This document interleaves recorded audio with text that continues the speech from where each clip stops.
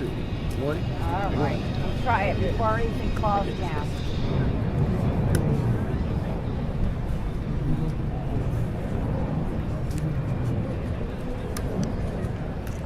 Thank you. Thanks, Dan. You got enough room there? Yes. Or 2 or 3.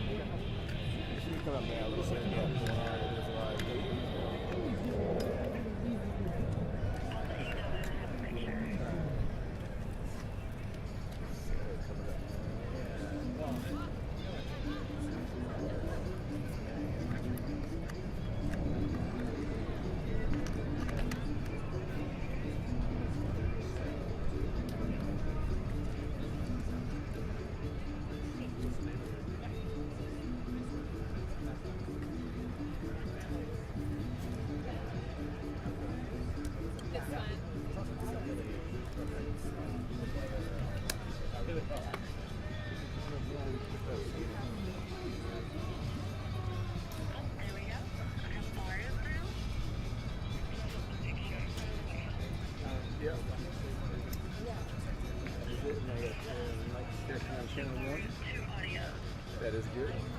Mic check 1, 2, 3, 4, 5, 6, 7, 8, 9, 10.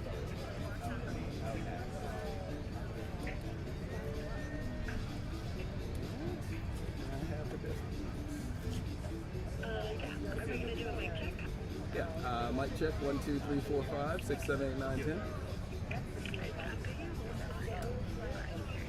This is channel 1 mic. 1, 2, 3, 4, 5, 6, 7, 8, 9, 10.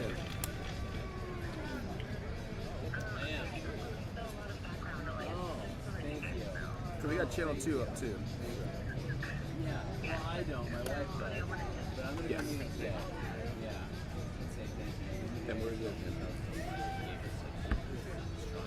Are you guys streaming too? A whole lot better than it did a couple of months ago, yeah.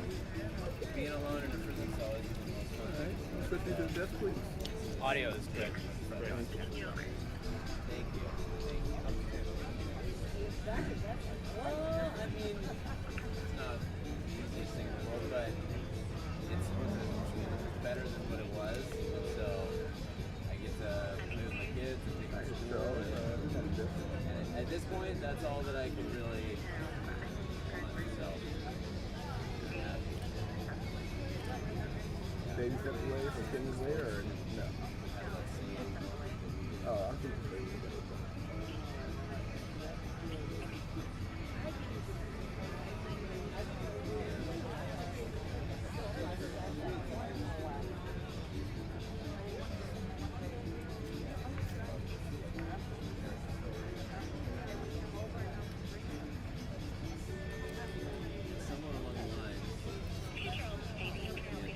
up on Live U1, where you get the speed of Forest Creek. Lafayette Park Route. Thank you.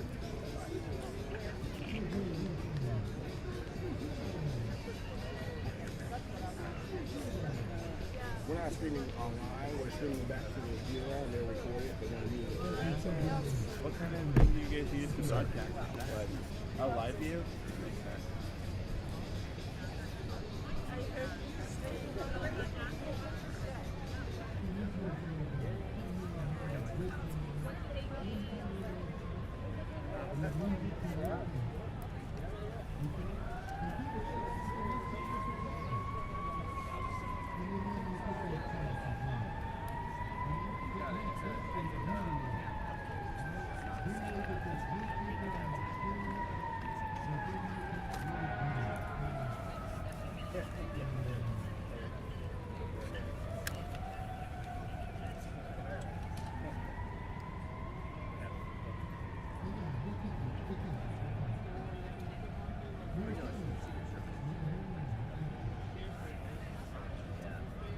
Brittany spent 60-something days camped out until someone from the White House came out and talked to her.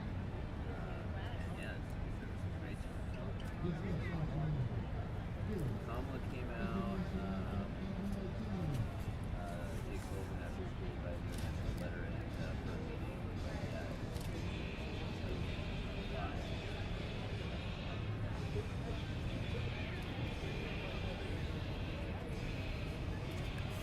I got high hopes for your flag. Yeah, so I was telling somebody that QW on my A flag is the origin of that. You know the origins of that? Okay, yeah, so Vietnam War happens, a lot of POWs, mostly Navy and Air Force, because there was pilots getting shot down. And this man back in the level I get the whole free leg. Defense, State Department, somebody to tell them what was going on. They also Thank you so much. stay quiet. They fine. They were, and then finally, all these lives got together and said, no, there's not a great harm. We advocate for our husbands. And that flag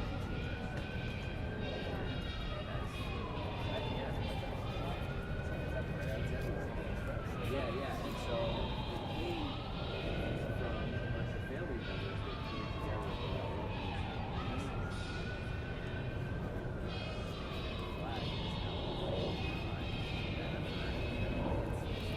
the test of time so far, so I have high hopes for this one.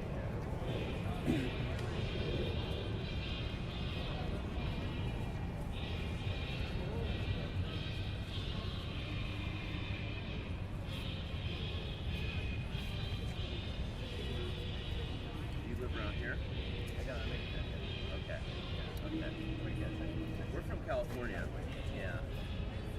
But we're actually, we may be moving to Connecticut very soon. Broadway. It's not,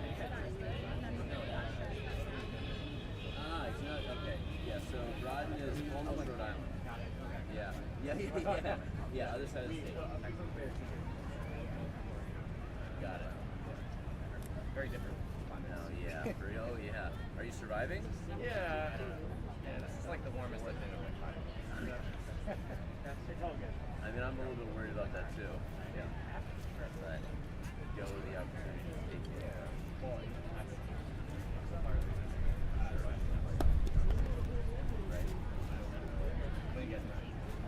Hopefully this summer. Okay. Yeah.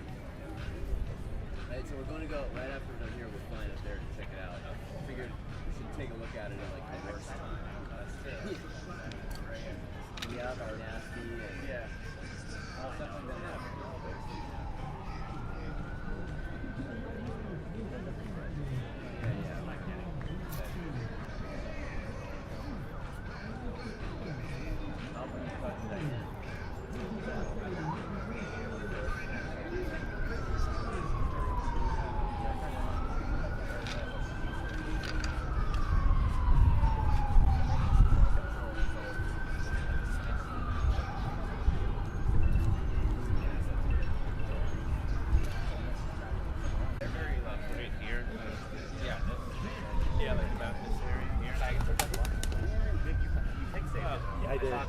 Right here.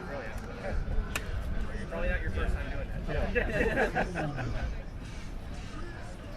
He count my food one time. Oh yeah. I would probably be like, look, I'll take the cut versus. It's a replay. Yeah.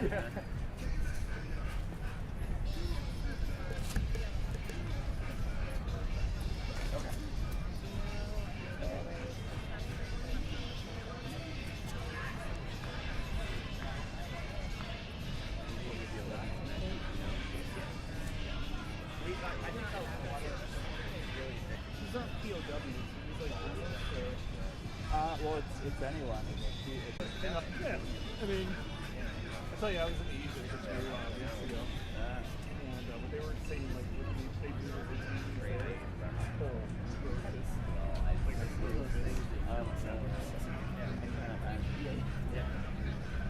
Now, are you here for the event or you just after? What is the event? I mean, I see set up. So what? I mean, is there going to be like a sleep day or? Not that I know. This is just that Sunday. They're going to see for this space. But no, I don't think these guys are going to be activated. But if anything happens, I don't think you're right now. If anything happens, We'll be ready. Yeah. I don't know why your family decided to say, hey, we're going to find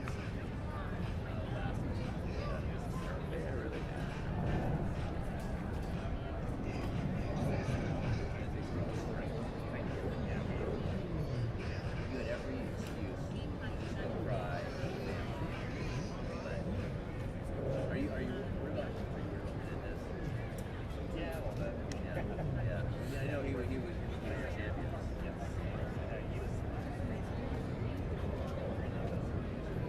I think it's the way Yeah, right. You got to find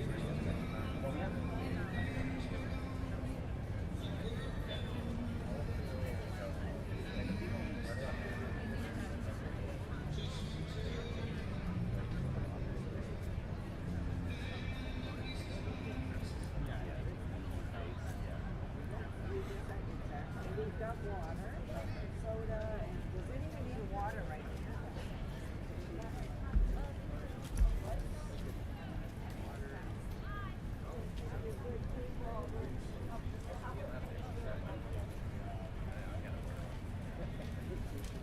Oh, perfect. Thank you. I've done one.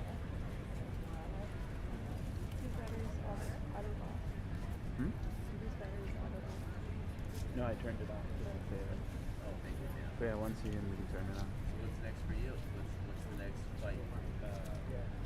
Thank you. Yeah. What is the alternative?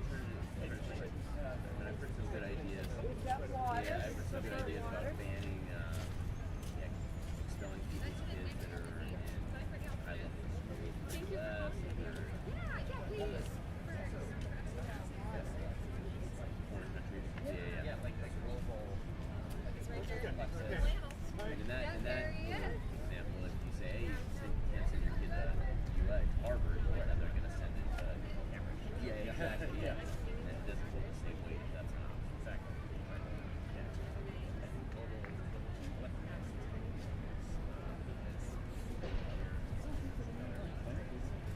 right? Oh, thank you, man, so much. Thank you so much. I appreciate it. In Europe, right? I mean, there's European countries that are struggling the same way, right? Yeah. I mean, even Japan. So when I was in, What do you think about us flying back in? historically, Japan has I'm good, thank you. I'm here, very well hydrated. in this case, that's not the better. Well, because the military didn't say they fixed it.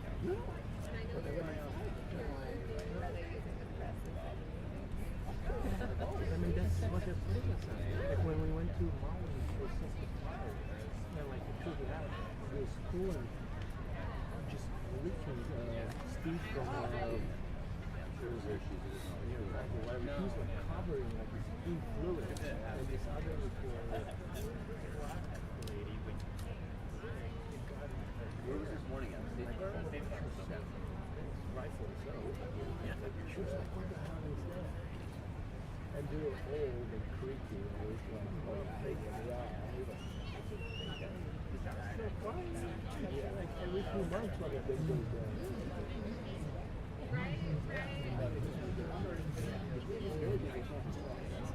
Yeah, I mean, that's anything that's going to help save you.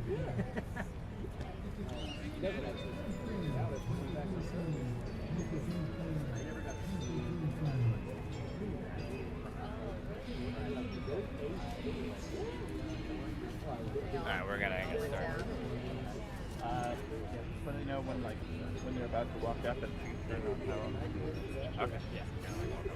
But like they've been doing it for years, you know, so I spent like service, you know, it's not necessarily like, We'll give it one third there back there. Yeah. We're gonna get started.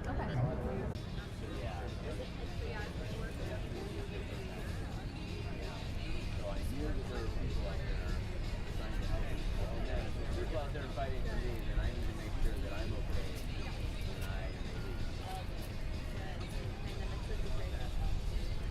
Yeah, I mean, I kind of, well, yeah, I just didn't want, in my mind, I felt like I would never do that.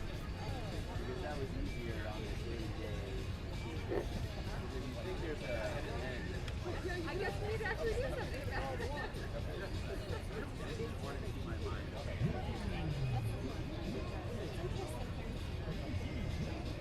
Well, I talked to Trevor Reed. I don't know if you've ever talked to him.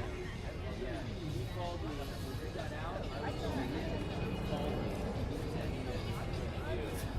Stay strong. He took his advice.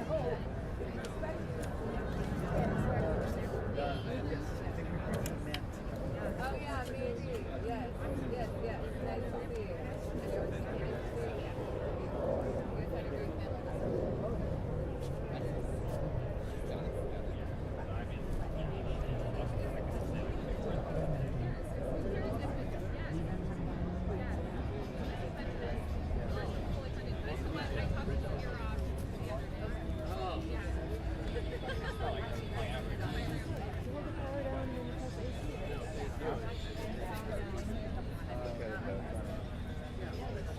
Bring it with you.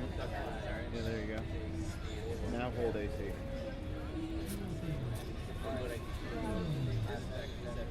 Okay, should be on. Yeah, I think we should come. Yeah, I know. Which mic?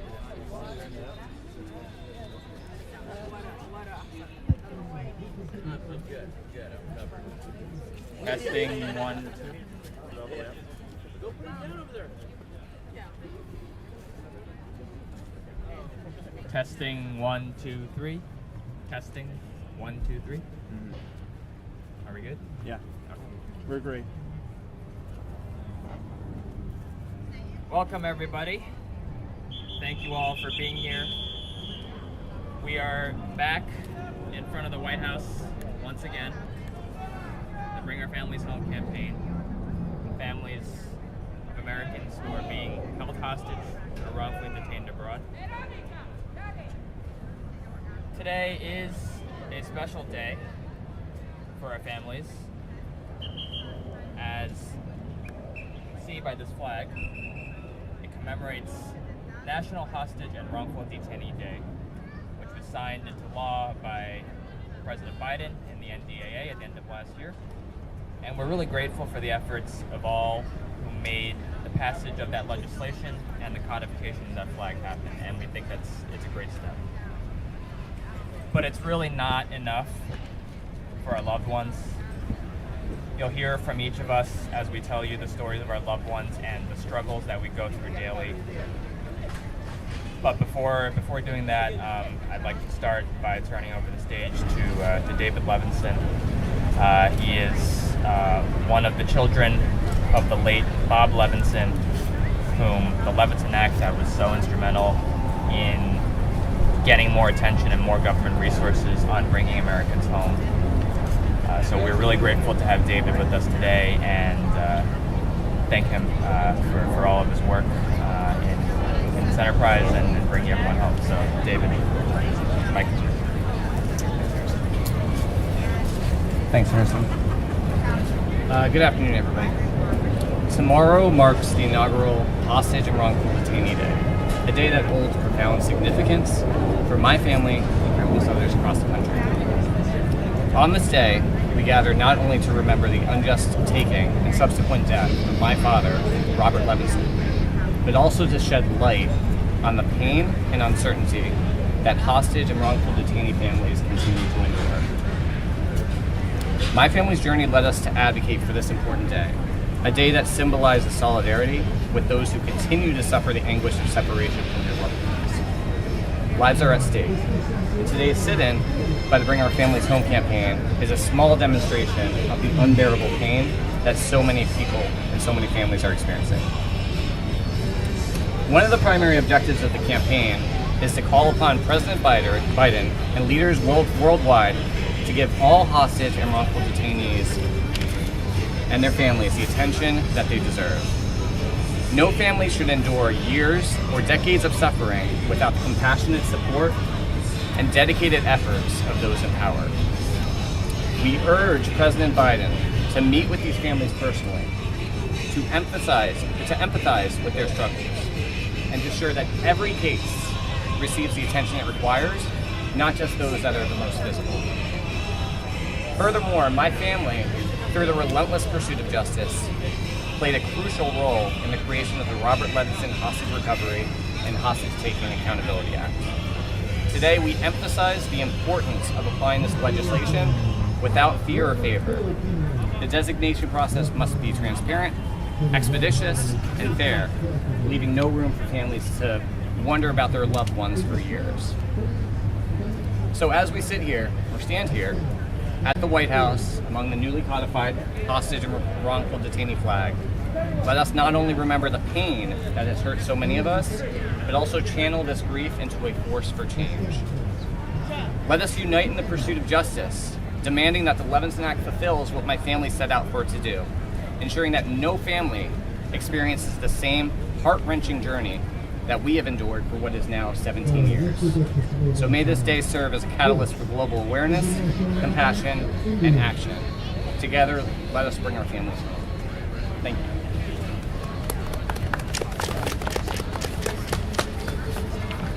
I'm going to pass this over to Diane Foley.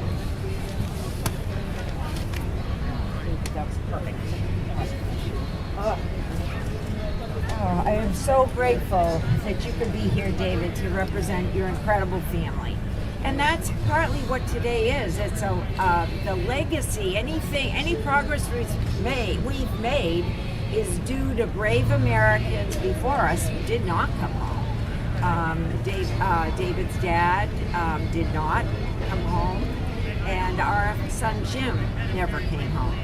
But they're not the only ones. I mean, journalist Stephen Sotloff, Peter Gassick, Kayla Mueller, and Luke Summers, as well as Warren Weinstein. So many U.S. nationals have paid the greatest price so that we could be here. And this is their legacy, that we are beginning to realize what a horrific problem this is. And I'm honored to stand by these brave families who've shown incredible moral courage. I mean, it's so difficult to be in your shoes. How well I know. And we are with you every step of the way, and we will never let up until your loved ones are home. So I just call on President Biden to make sure that his administration takes time equally with each family. I know it's hard because there's some families that may have a big media company behind them or other resources. But every U.S. national deserves priority and deserves the compassion and to have the backs of these brave families. So I implore President Biden and all the good people who are doing their best in many ways to prioritize the return of U.S. nationals. Well, we call on President Biden to meet with the Bring Our Families Home campaign, a group of very passionate, dedicated, great young Americans who implore your attention and desperately want their loved ones home too.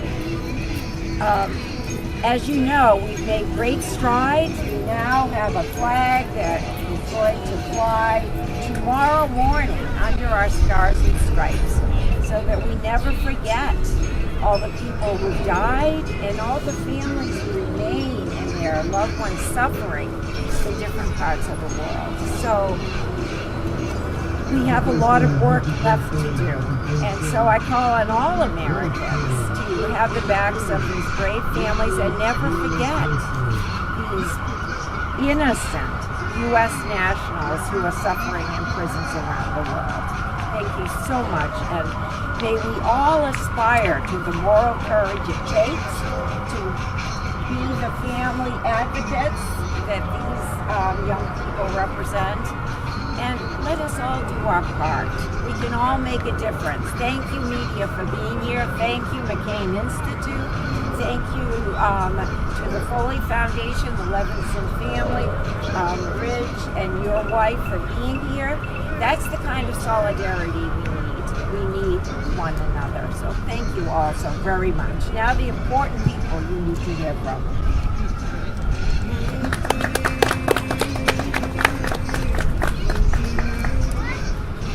My name is Miriam Kamalmas. I'm the daughter of Majd Kamalmas.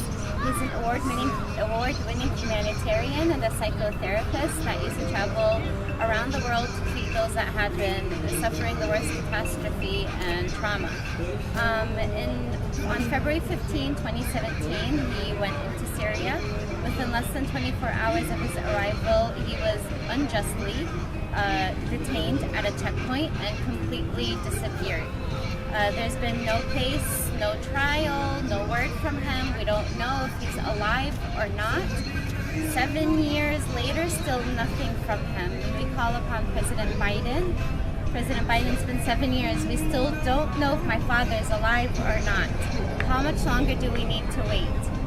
And I'm really glad. Thank you for all those that had made this day possible and raising awareness for unjust cases like my father's, innocent people that have completely destroyed their lives by having them disappear in this form, and destroyed our lives as well, having to try to come to the Capitol and continue to pursue our loved ones' freedom. It's been a very difficult journey, and we wish that President Biden would take more of an initiative and prioritize our cases, acknowledge our loved ones, meet with us, at least meet with us and show us that he cares about our loved ones and not us having to chase after him for so long. It's about time. 7 years is way too long. Right, thank you.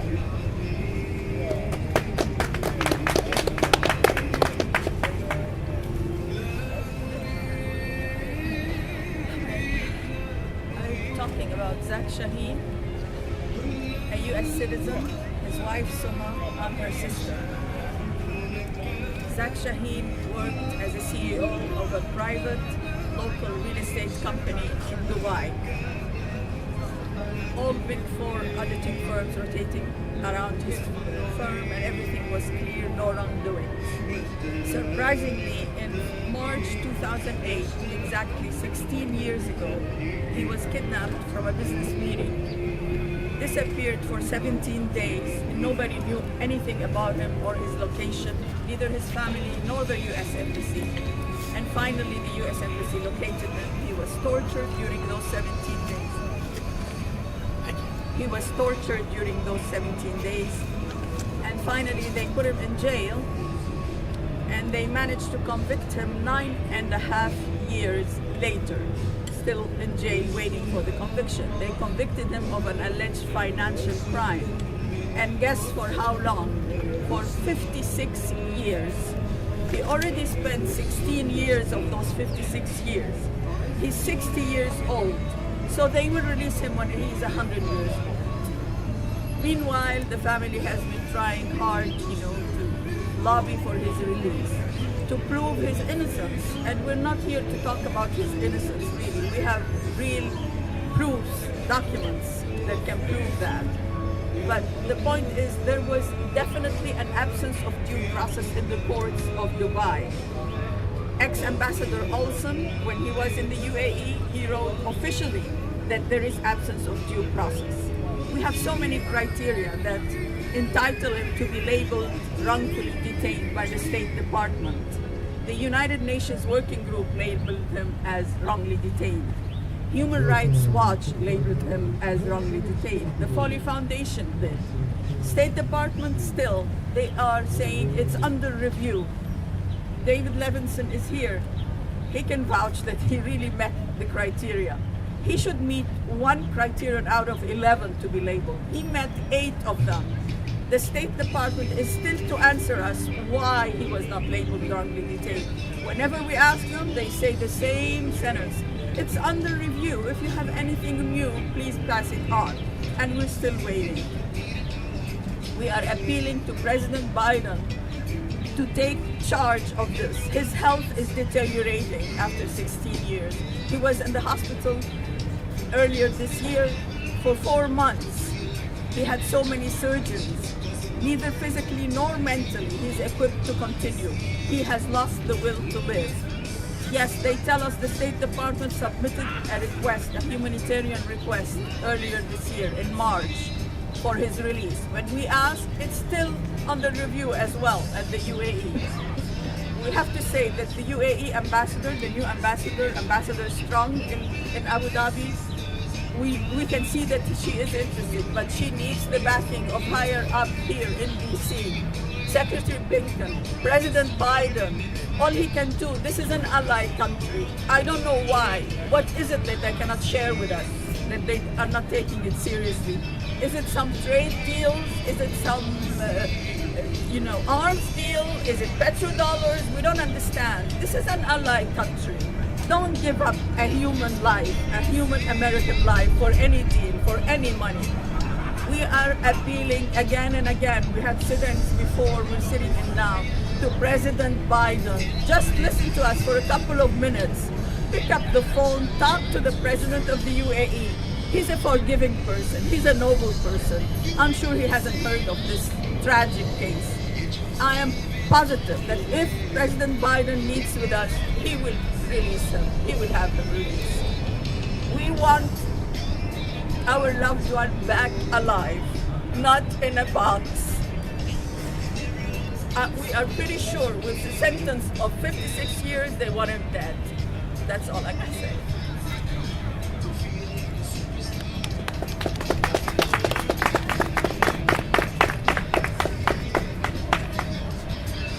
I'd like to now read a statement from the family of Andrei Khachaturian, wrongfully detained in Russia. His family wanted to be here, but unfortunately they were not able to make it due to a last-minute illness.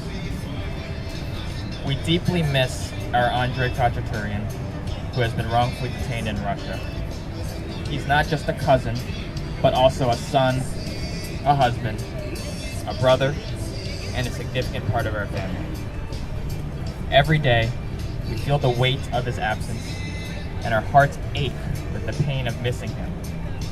Yet we hold on to hope of his return. I share the same sentiments with all those who are experiencing the pain of having a loved one wrongfully detained. My heart goes out to each and every one of us as we navigate this challenging journey together, supporting and comforting one another in our shared hope of brighter days ahead. And now I'd like to say a few words. We are sick and tired. Sick and tired of standing in front of the White House, having to travel across the country to DC, to the doorstep of President Biden, begging with him to just meet with us, even if only for 5 minutes. We've sent countless letters to the president. We sent ornaments to Dr. Biden in December and asked them to be hung up on the White House Christmas trees, yet we got no response.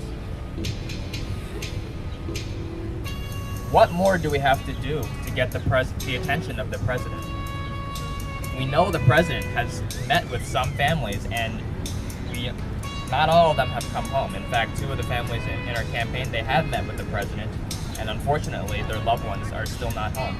So we understand that, you know, there are folks in the government who like to tell us, oh, you don't need to meet with the president, and, you know, meeting with the president might not do anything. It's just, you know, he's a busy man, and you don't necessarily need to meet with him. But that's totally the wrong idea. That's not the right logic, because all of us families know, I mean, our cases are so different. Each individual case is in a different country, different circumstances, different alleged charges. But why are we together as the Bring Our Families Home campaign? We're here because we realized from talking to each other that we share the same frustrations of navigating the government and getting President Biden to act to bring our loved ones home. And we know it's not easy. It's not there's no magic button that can be taken. But at the same time, if the president doesn't even hear from us, doesn't know the names of our loved ones, or isn't reminded of it, he's not going to be able to do anything. And but that's really all we ask of you, Mr. President. I mean, we, the groups, the countries that are holding our loved ones, of course, they are the ones who are ultimately responsible for putting our families into this mess. But the worst thing would be if the reason Americans don't come home under your watch is because of our own government's bureaucracy. And, I just share, our family's experience. My dad is Kai Li. He's been wrongfully held in China for now 7.5 years. 7.5 years. That's since the current president was vice president. And yet, across 3 administrations, we have just not been able to get the high level of attention that we need to bring my dad home. And make no mistake, we see the dozens and dozens of Americans who have come home this past few years, and they do give us hope. Many of them are here today. But at the same time, even if not all of those met with the president before coming home, we know that maybe if they had the meeting, a lot of this could have been done faster, and these Americans could have gotten back to their lives months, if not years, sooner. And they would not have had to suffer the mental, the physical, the emotional pain that they've had to endure in captivity for doing nothing wrong, simply for being American. And that's why we're here today. That's what we need to remind President Biden to do. So thank you to all of you. Thank you to all of the nonprofits. Thank you to all of the returned families, the advocates, the media, everyone for continuing to cover our stories, hear about our loved ones, and thank you, and bring them home. And we're happy to stick around and take any questions you have. Thank you. Can I just ask each of you if you could get a message to your family members right now, what would you tell them? Yeah, I'll start. Look, I want to tell my dad that I'm not going to give up, because as exhausting as this process is, flying across the country every few months, coming to DC, begging and begging for meetings, not getting meetings, putting in meeting requests, getting rejected, getting ghosted, getting turned down, whatnot, hitting a brick wall. I'm not giving up. I can't give up. And, ultimately, I know there are people who want to do the right thing, that will do the right thing. There's a group and a growing group of people who want to get you home. So I just need to tell my dad to stay strong. I know he can do it, and for him to just not worry about us, because frankly, one of the biggest challenges for him, he always tells us, is worrying about us, and that seems incredible, because of course he's the one who is in these horrific conditions, who is suffering. But I just hope he can see that we're not doing great. I mean, it's certainly hard on us, make no mistake, but worrying is not going to change anything, and we just need him to stay strong, and for the president to hear us, and that's what we're set up. I could tell my dad, I would tell him You're not forgotten. You're not forgotten. We're still working, and we're working really hard, and we won't forget you. I know it's been such a long time, and we haven't heard his voice, not knowing even if he's alive or not, but that doesn't mean we're going to stop. We won't stop, regardless of the situation. So one day, pray, he will be back home and he will be here among us. So I want to let him know, you're not forgotten, we love you, and we want you back as soon as possible.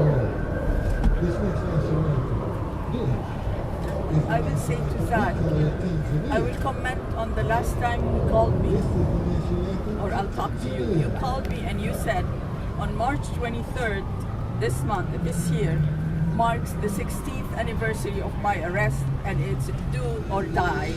He said there will never be a 17th anniversary for him in that jail. If we don't get him out, that's what he meant. He will die. He will either die naturally, or he's going to have a hunger strike with no water as well and no medications, and he's seriously ill. So Zach, I'm telling you, please forget that statement you said. We're doing our best. The whole family is working for you. The whole family is praying for you. The whole family trusts that you will be out. All of us trust that President Biden will finally listen. If it takes that we stay here not just for a few hours, we're going to stay even 24 hours every day until he listens to us and gets you out of that place. We will never give up, Zach. Please don't give up. Please be strong, be healthy, no death. We're talking life. Life, you're going to come back to us and we're going to love you and hug you and take care of you. Be strong, Zach. And this is his wife, Soha, talking. Coming from his wife, be strong, Zach. I will never, ever give up. I will continue until one of these days you will be here standing beside me. And we will never forget you. And please, please be strong. We all love you in the name of the whole family. We are waiting for you and we will fight together until you're here. We love you. His mom, your mom, Zach, 85-year-old, she's praying day and night that she wants to see you. And she will see you. You will come and see her. Be strong for her, for your two children, for your wife, for your friends, for everyone who loves you. We love you, Zach. Come back. Healthy.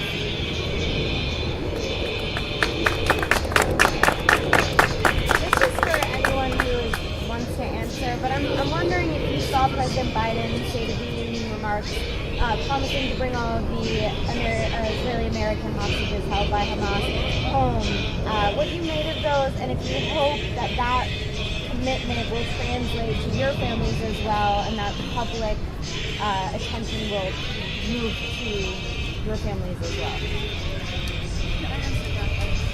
We were here in December, sitting in this park, begging for President Biden to see us for a few minutes to talk about our loved ones. What happened is that President Biden, of course, did not listen. They came and kicked us out to go over there. And the next morning, he met with the families of Gaza hostages. We're very happy for them. We're not jealous. But treat us all equally. We're human. We're all Americans. That's all we're saying. Don't differentiate between hostages. Yeah, I mean, I'll add on to that. I agree 100% with what Ida said. I was fortunate enough to get a ticket to actually attend the State of the Union last night. I was invited by my father's representative, Nick Pelota, so thank you for that. Yeah, I mean, I sat there and I heard there, and all I could think was, well, gee, I really hope he mentions my dad. I hope he mentions Zach. I hope he mentions Miriam, but he didn't, right?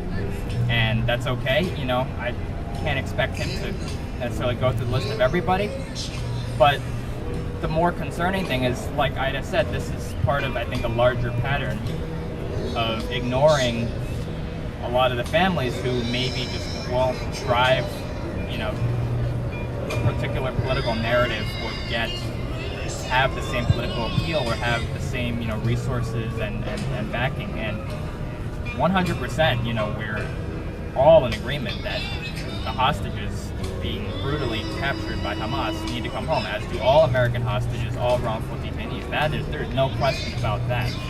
All we are asking is for our government to give us the equal treatment, and for President Biden to consistently ignore us, pretend that we don't even exist. You know, I attempted to see the president after the State of the Union. You know, I stood in line to try to meet him, and you know, I tried my best. I asked him as loudly as I could to take actions to free my dad, and all I got, you know, he stared at me for a few seconds and then walked away. And I don't know if he heard, but you know, it was, I think, you know, regardless of his intent, I think it was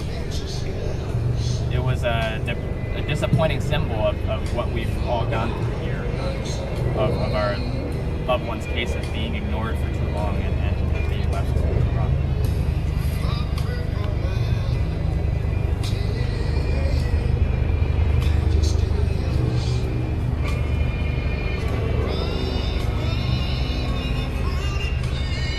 All right, thank you very much for being here. Stick around.